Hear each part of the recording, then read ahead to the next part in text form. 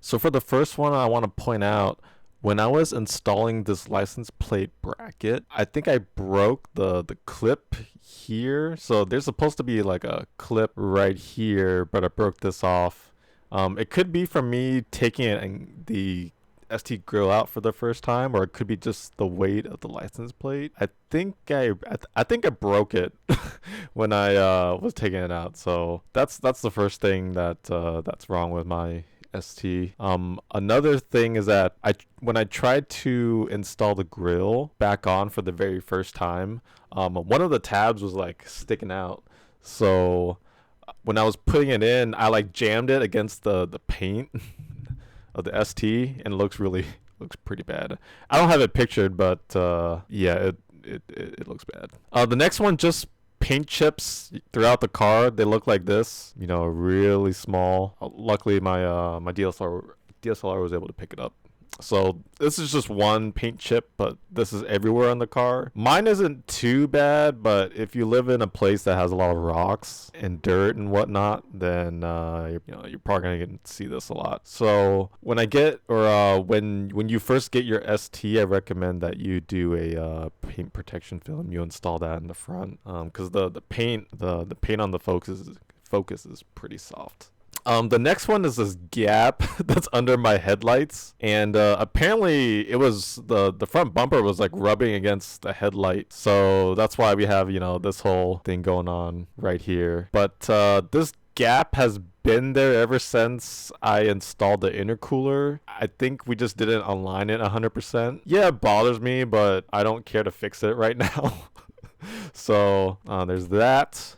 I got a bunch of curb rashes everywhere, and this is just one wheel, but all wheels have some form of curb rash, and most of the curb rashes were from the previous owner, so I blame them. But I do have one in the curb rash that was from me, so I forgot which wheel it was though. Also with the wheels, there's like these little nicks right here, and this wheel is actually not too bad, but some of the other ones, like my left rear one, there's like nicks everywhere, like just little chips on the wheel itself. With my seats, so this is the driver's seat, and it's very worn on the left side of the seat, and that makes sense because if you're the driver, you're going in and out a lot, and this is a big contact point, so this is pretty worn down. It's getting a little crinkly here. I do my best to try to condition the seats and protect the seats so that we don't get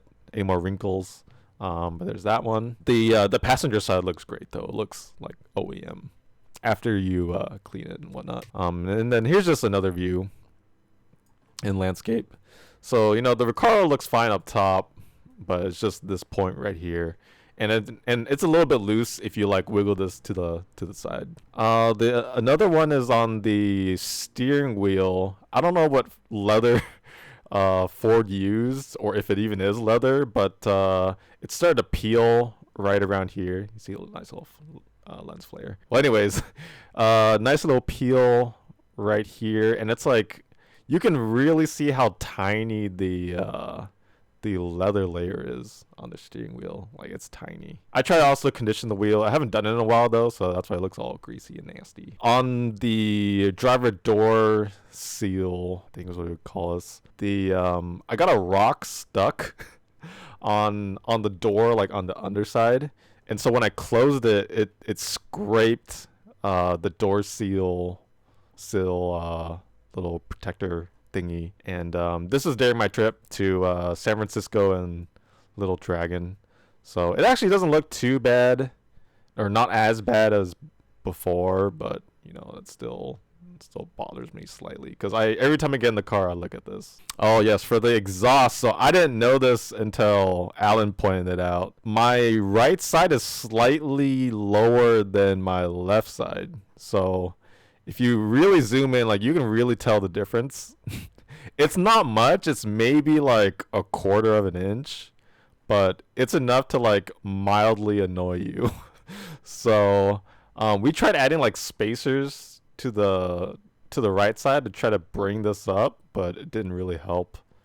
But yeah, It bothers me, but because I don't look at the rear end of my car when I'm driving, it's not a big deal for me. And you really gotta like pixel peep to like see the difference. So there's exhaust. This paint chip right here is from when I went to Costco, and I actually like very lightly rear-ended another car when I was trying to reverse park. That was totally my bad.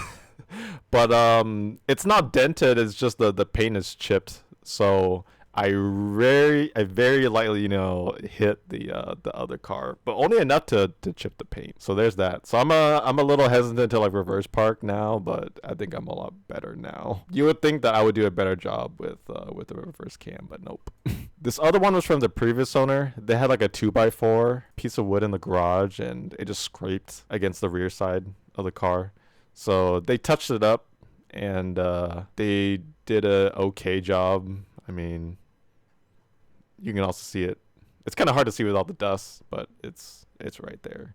Right here, because I drive with my windows down all the time, and you can see where this dust right here has settled. Even if I wash this car, there's like a line here that's seared against the window, and I don't know how to fix that.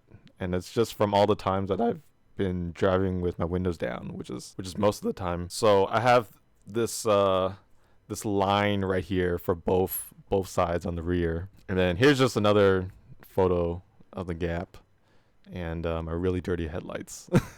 Another thing is like my headlights, there's a lot of specks on the front, even with all these bugs. Like if I were to wash this, I still have these little specks, so I should probably re-clear coat it or something like that to try to protect this, because these housings are not cheap. That's everything wrong with my ST. Luckily it's all cosmetic stuff.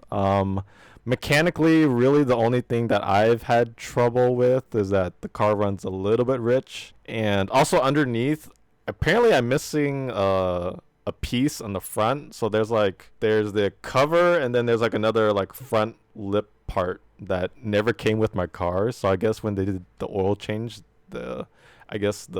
whoever did the oil change forgot to put it back on.